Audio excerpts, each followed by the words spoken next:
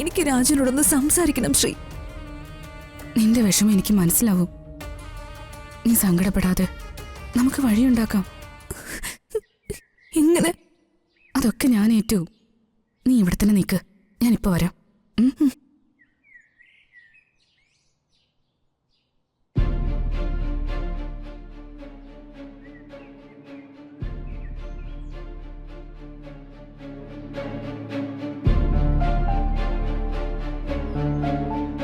ഋതു, ഇത് ധരിച്ചോ. വേണ്ട, ഇത് ശരിയാവില്ല ശ്രീ. രാധമ്മയും പ്രീച്ചിച്ച് എന്നെ കണ്ട തിരിച്ചറിയും. പിന്നെ വേറെന്താ വഴി? എനിക്കൊരു ഐഡിയ തോന്നുന്നുണ്ട്.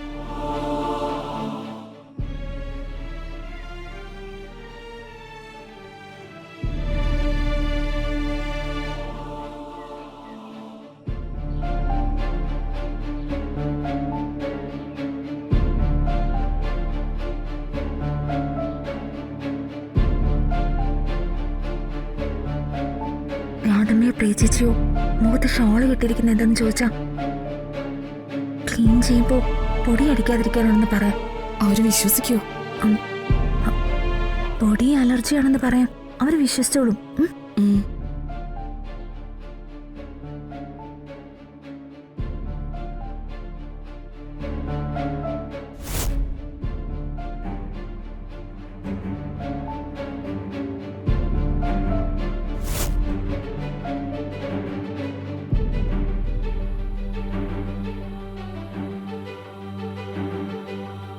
ശ്രീ, രാജു ഏത് മുറിയില്ല? നീ മുമ്പ് താമസിച്ചിരുന്ന റൂമിൽ തന്നെയാ ഏട്ടനിപ്പോ.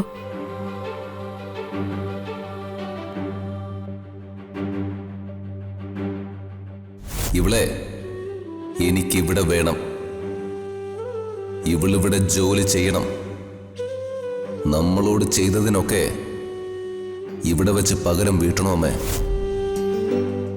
ഋതുകയെ തനിയൊന്ന് കാണണം, അവളോട് സംസാരിക്കണം. പക്ഷേ ഞാൻ ഇന്നലെ ഋതികയോട് അല്പം റഫായിട്ടാണ് പെരുമാറിയത്.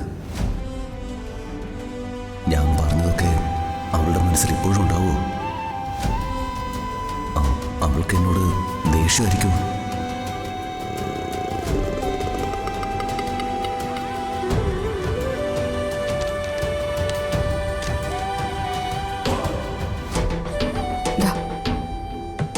ഋതികെ, ആർക്കും ഒരു സംശയം വേണ്ട, മുറിയിലേക്ക് പൊയ്ക്കോ.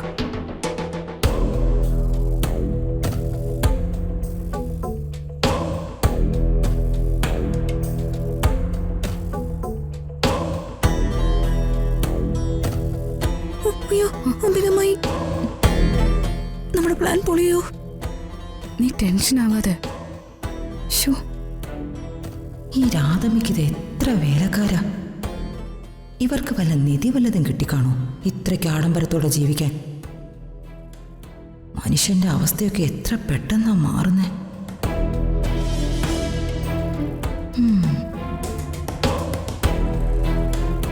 നിന്റെ അമ്മായിക്ക് പോലും നിന്നെ മനസ്സിലായില്ല. അപ്പൊ ഇനി അമ്മയും പ്രേച്ചിയും നിന്നെ കണ്ടാലും കുഴപ്പമൊന്നുമില്ല, അവർക്ക് നിന്നെ മനസ്സിലാവില്ല. നീ ധൈര്യമായിട്ട് മുറിയിലേക്ക് ചെല്ല്.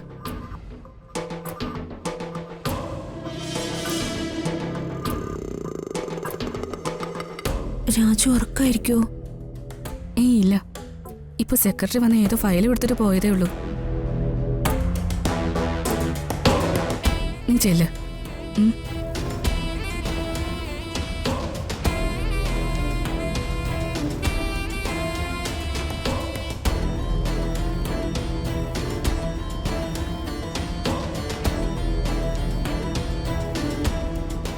നീ എന്താ വല്ല കഥകളിക്കും പോവാണോ?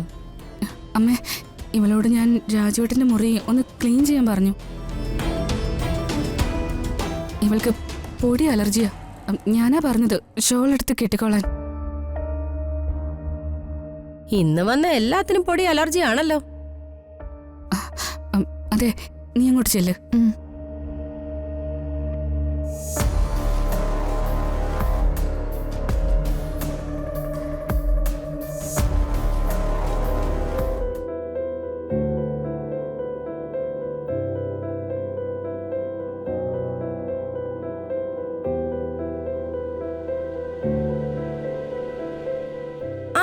അതെ, നീയൊന്ന് നിന്നേ.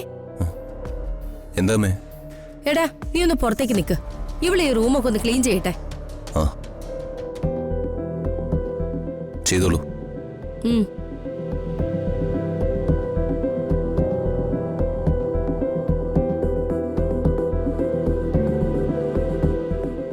ദേ, അവന്റെ സാധനങ്ങളൊന്നും നശിപ്പിച്ചേക്കരുത്.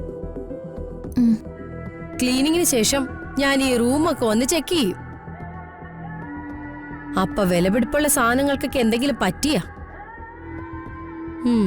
ബാക്കി അപ്പോ തുടങ്ങിക്കോ.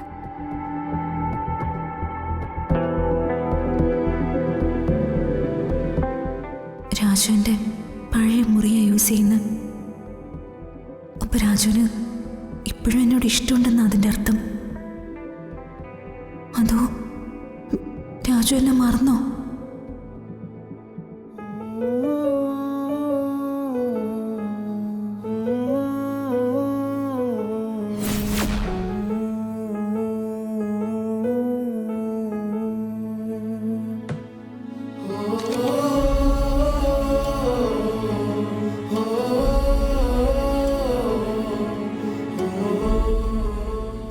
രാജു ഈ കത്ത് വായിച്ചു കാണോ?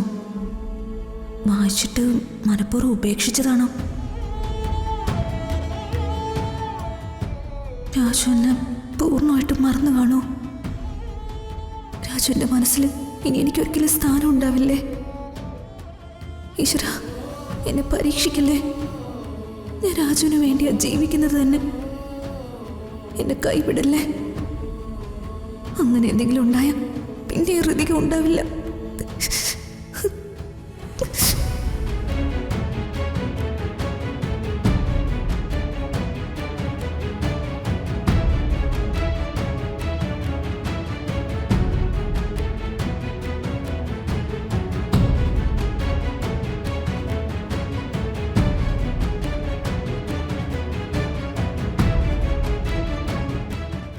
ഈശ്വര, ഈ സിറ്റുവേഷനൊക്കെ എങ്ങനെ നേരിടും? എനിക്ക് അമ്മ എതിർക്കാനൊന്നും പറ്റുന്നില്ലല്ലോ.